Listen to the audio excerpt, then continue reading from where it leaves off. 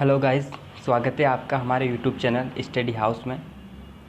और आज हमारे चैनल पर हम आपके लिए लेके आए हैं बौद्ध धर्म के टॉप 10 क्वेश्चंस जो आपको बताने हैं। तो चलिए आइए शुरू करते हैं। पहला क्वेश्चन स्क्रीन पे आपको दिखाई दे रहा होगा। बुद्ध भी कौशल के हैं और मैं भी, बुद्ध भी 80 वर्ष के हैं और मैं भी, ये प्रसिद्ध कथन है। कौन से ग्रंथ में मिलता है ये कथन?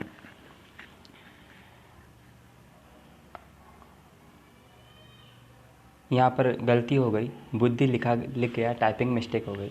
बुद्ध, दरअसल क्वेश्चन बुद्ध भी कौशल के हैं और मैं भी, बुद्ध 80 वर्ष के हैं और मैं भी, ये प्रसिद्ध कथन कौन से ग्रंथ में मिलता है?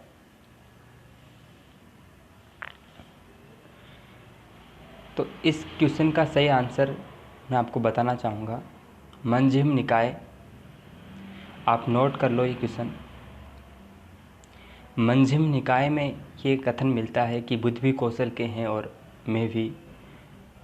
ये कौशल नरेश प्रसन्नजित का कथन है। एक ये भी याद रखना है आपको कि ये कथन कौशल नरेश प्रसन्नजित का है और वो महात्मा बुद्ध के बारे में ये कहते हैं कि बुद्ध भी कौशल के हैं और मैं भी कौशल का हूँ और मेरी आयु भी 80 वर्ष है और उनकी आयु भी 80 वर्ष हो गई। तो ये चीज़ आपको याद रखनी है। ये क्वेश्चन बहुत ही इम्पोर्टेंट है। अगले क्वेश्चन की ओर बढ़ते हैं। अगला क्वेश्चन आपको स्क्रीन पर नज़र आ रहा होगा। बुद्ध और महावीर स्वामी की भेंट का उल्लेख कौन से ग्रंथ में मिलता है? जी हाँ, बिल्कुल, महावीर स्वामी ने और बुद्ध ने आपस में भेंट की थी और इसका एकमात्र हमें विवरण मिलता है वो कौन से ग्रंथ में मिलता है?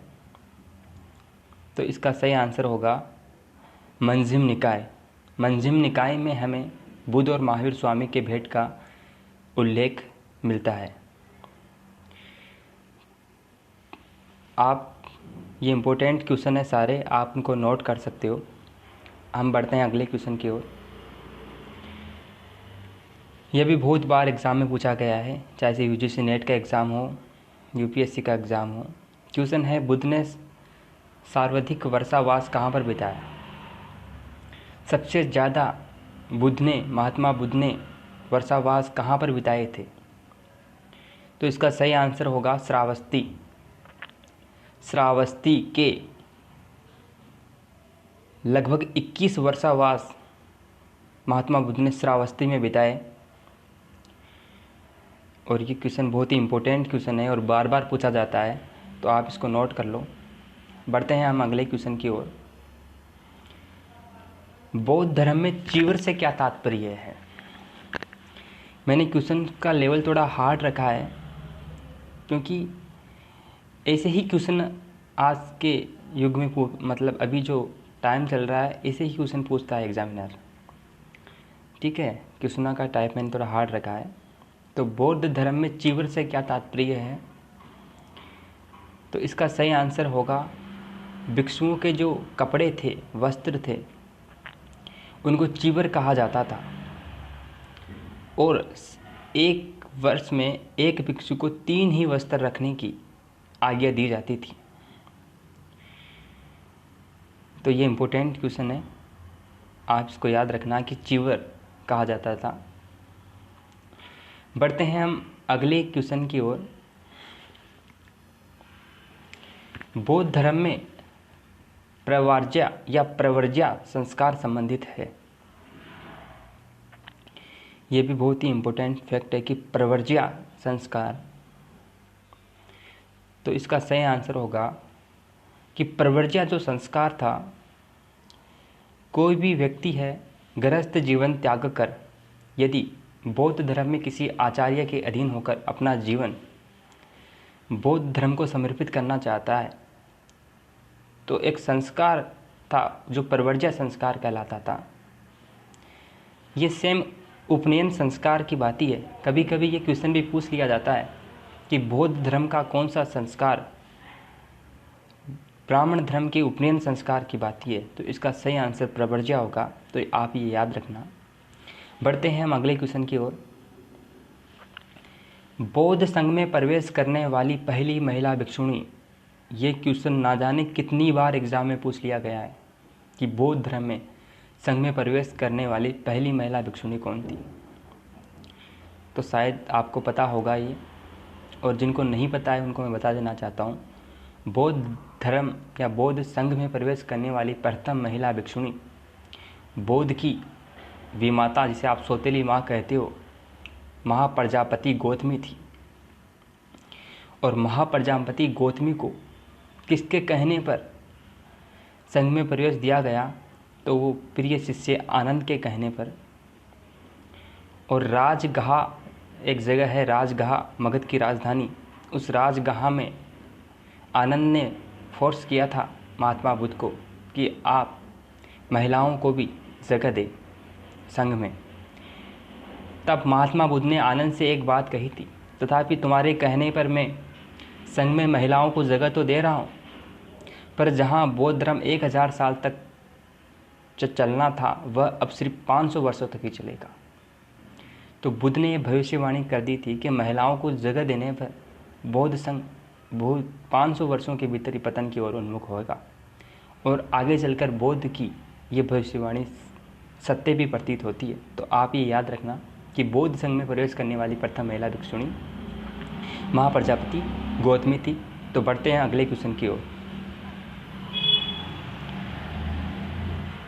बौद्ध संघ का प्रमुख कहलाता था, जो बौद्ध संघ होता था उसका प्रमुख क्या कहलाता था, उसका कुछ नाम था। तो मैं इसका आंसर आपको बता देना चाहता हूँ। इसका आंसर होगा विनयधर। ठीक है, विनयधर या विनय गणधर आप इसको बोल सकते हो। विनयधर, विनय का मतलब बौद्ध धर्म में है आचार संहिताओं से, नियमों से, जो उन नियमों पर, आचार संहिताओं पर, ठीक है, तो विनयधर उनको वहाँ पर लागू करने वाला। ठीक है, तो बौद्ध संघ का प्रमुख विनयधर कहलाता था।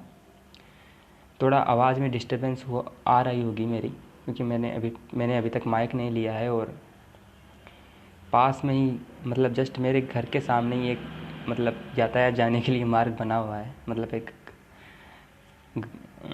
सड़क है, इसलिए आपको डिस्टर्बेंस हो रहा होगा। उसके लिए क्षमा मांगना चाहूँगा आपसे। चलो बढ़ते हैं अगले क्वेश्चन की ओर। किस बौद्ध संगीति में बौद्ध धर्म महायान और हीनयान में विभाजित हो गया?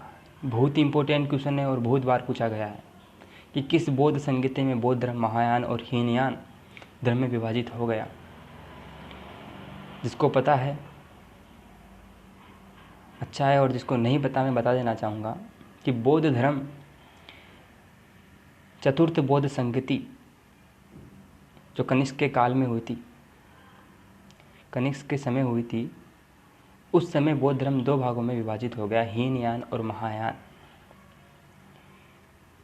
महायान में बौद्ध धर्म के बोधिसत्व रूप का पूजा की जाती थी। बुद्ध को देवीय शक्ति से पूर्ण माना गया, बुद्ध की प्रतिमाओं की मूर्ति पूजा का, जबकि हीनयान में ऐसा नहीं था। चतुर्थ बौद्ध संगीति के बारे में एक बात और याद रखना आप कि सर्वप्रथम संस्कृत भाषा का जो प्रयोग हुआ वो चतुर्थ बौद्ध संगीति में किया गया, और ये क्वेश्चन पूछा जा सकता है, बहुत ही इम्पोर्टेंट क्वेश्चन है। बढ़ते हैं अगले क्वेश्चन की ओर। महात्मा बुद्ध का प्रधान शिष्य, आपके मुंह से निकल रहा होगा आनंद, पर आनंद नहीं है। महात्मा बुद्ध का प्रधान शिष्य है उपाली। डिफरेंस ये है कि महात्मा बुद्ध का प्रिय शिष्य अगर पूछा जाए तो वो आनंद है, अगर प्रधान शिष्य पूछा जाए तो वो उपाली होगा। आनंद जो है, आनंद क्षत्रिय वर्ग से था, और उपाली जो था वो निम्न वर्ग यानी शूद्र वर्ग से था। ये भी आप याद रखना। तो अगले क्वेश्चन की ओर बढ़ते हैं। महात्मा बुद्ध द्वारा दीक्षित होने वाला अंतिम व्यक्ति कौन था? महात्मा बुद्ध द्वारा दीक्षित होने वाला अंतिम व्यक्ति कौन था? तो इसका आंसर होगा सुभद्र। सुभद्र महात्मा बुद्ध द्वारा दीक्षित होने वाला अंतिम व्यक्ति था। तो कैसे लगे आपको ये बौद्ध धर्म से संबंधित 10 क्वेश्चन? और ये क्वेश्चन कहीं ना कहीं पूछा गए हैं यूजीसी नेट के एग्ज़ाम में, यूपीएससी के एग्ज़ाम में। मैंने इनका संग्रह किया ताकि आपको अधिक से अधिक सहायता मिले एग्ज़ाम में। तो अगर आपको अच्छा लगा हमारा वीडियो और ऐसे ही आप इतिहास से जुड़े पर्सन लेक्चर सुनना चाहते हैं, देखना चाहते हैं, तो सब्सक्राइब कीजिएगा हमारे यूट्यूब चैनल और जुड़े रहिए हमारे साथ। तब तक के लिए ख्याल रखिएगा आपका, अपने परिवार का, और अपने लक्ष्य को अपनी आंखों से कभी ओझल नहीं होने देना, क्योंकि लक्ष्य ओझल कायरों से होते हैं, वीर से नहीं। ठीक है, आप तो शौर्य पुरुष हो, भारत के भविष्य हो। तो ध्यान रखना अपना और पढ़ते रहिए, क्योंकि सफलता तो मिलेगी एक दिन, क्योंकि सफलता मेहनत मांगती है और मेहनत हमें करना होगा। ठीक है, तो मिलते हैं फिर अगले वीडियो में कुछ महत्वपूर्ण प्रश्नों के साथ। तब तक के लिए धन्यवाद।